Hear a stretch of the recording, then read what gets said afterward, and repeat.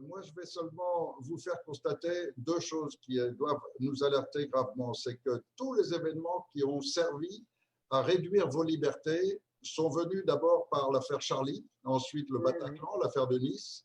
Or, ces affaires n'auraient jamais pu avoir l'impact qu'elles ont eu sans la complicité des préfets et des procureurs. Et cela, vous le retrouvez par l'ensemble des plaintes déposées par tous les parents et les victimes du Bataclan qui ont vu leurs plaintes classées sans suite. Dans une affaire judiciaire aussi grave, il y a donc clairement volonté d'interdire toute forme d'enquête. En ce qui concerne Charlie, l'affaire Charlie qui avait initié les choses, l'enquête avait été lancée par quelqu'un d'assez pointu dans le domaine de la police, au niveau des enquêtes judiciaires, un monsieur qui s'appelle Elric Fredou, qui curieusement a été assassiné le lendemain même de cette affaire Charlie, et dans des conditions, pour reprendre une expression qui est exprimée par plusieurs de ses collègues, faire croire qu'il s'est suicidé, c'est comme faire croire que l'affaire Boulin, le ministre Boulin s'est noyé par un accident de natation. Donc, on est dans le ridicule absolu et ça veut dire que la franc-maçonnerie contrôle absolument tout le pays à travers ces éléments qui contrôlent la force, la police et la justice. Et donc, de plus en plus, la police, la gendarmerie commencent à s'en rendre compte et de plus en plus de gens témoignent, mais toujours en secret, toujours avec la peur. Et certains témoignent parce qu'ils ont maintenant pris leur retraite. Seulement, cette volonté de guerre civile, qui est la finalité de nos dirigeants, et que ce soit clair. Vous en avez aujourd'hui la preuve par pas mal d'éléments. D'abord, de toute la conduite de la police vis-à-vis des Gilets jaunes est une conduite qui était destinée à essayer de provoquer les réactions des Gilets jaunes et de les amener à la violence, qui aurait permis de créer cette guerre, une véritable guerre entre le peuple et la police. Et comme ils n'ont pas tout à fait réussi, ils vont continuer maintenant par un autre moyen, mais toujours d'essayer d'orienter le peuple à avoir la haine contre la police, et ils font tout ce qu'il faut pour ça. Et dans l'autre sens, la police à se sentir très mal d'être obligée d'être complice de criminels qui sont installés pour mater, réprimer ce peuple.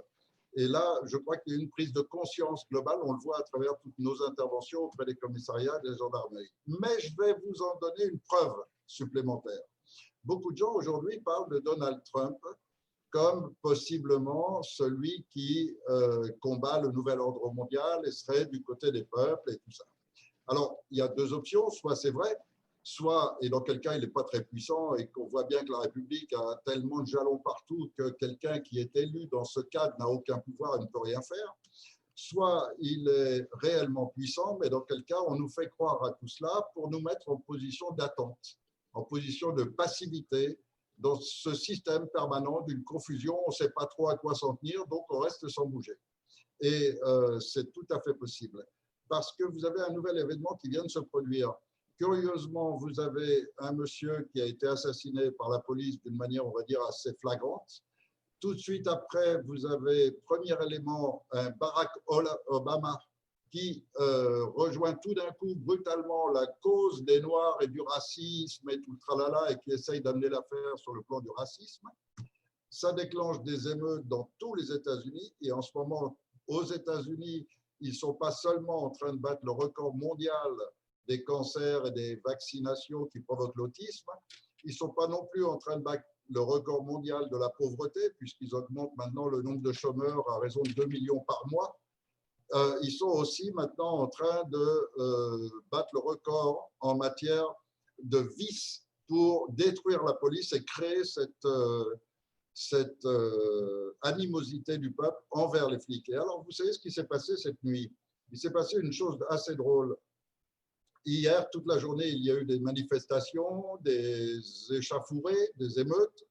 Et curieusement, tous les lieux où il y avait prévu aujourd'hui des manifestations importantes, eh bien, dans la nuit, des camions sont venus déposer des palettes de briques et de pierres à la disposition des manifestants pour affronter les forces de l'ordre. Et ceci a été organisé au niveau national, c'est-à-dire que ce n'est pas un coup monter dans un village des gens qui ont un gros ras-le-bol et puis qui vont réussir à détourner une palette. Non, là, il s'agit de tout un réseau de camions qui a distribué dans toutes les principales villes des États-Unis, déposé sur les grands boulevards et en plein milieu d'énormes palettes de briques pour que les manifestants disposent des outils pour combattre la police. Alors, ce genre d'événement, et que vous pouvez vérifier assez facilement puisqu'on ne parle que de ça sur les réseaux, ce genre d'événement montre bien qu'il y a une structure interne parfaitement organisée, structurée, capable de faire passer des camions en pleine nuit, déclencher très rapidement des opérations de grande envergure et ayant pour finalité de créer un affrontement violent. Parce que imaginez que les manifestants se servent de ces briques et qu'ils arrivent à blesser ou à tuer un policier, ça va être vraiment une boucherie à la fin. Et c'est à ça qu'ils vont arriver. Et tout ça est totalement contrôlé par la haute franc-maçonnerie, celle qui n'a rien à voir avec celle du bas. Donc la haute franc-maçonnerie qui aujourd'hui contrôle totalement la France, gère le trafic de drogue, gère le trafic d'organes, gère la prostitution. C'est une mafia criminelle de très grande envergure avec un pouvoir immense et toutes les richesses de la France partent dans les réseaux de la franc-maçonnerie sur les paradis fiscaux. Et vous en avez un exemple très simple et omniprésent, c'est le loto, c'est le millionnaire, c'est tous vos jeux que vous trouvez en pagaille dans les bureaux de tabac et tout l'argent arrive à l'ordre du Temple sur l'île de Malte. Et ça, beaucoup de gens ne savent pas que la Française des Jeux appartient aux Templiers, c'est-à-dire à une secte de la franc-maçonnerie qui débouche sur les paradis fiscaux. Donc tout ça, c'est ce monde dans lequel on est aujourd'hui et dont on est en train maintenant de sortir de plus en plus nombreux, puisqu'on commence à être vraiment le mouvement des Français libres et conscients qui est en train de prendre toute sa dimension.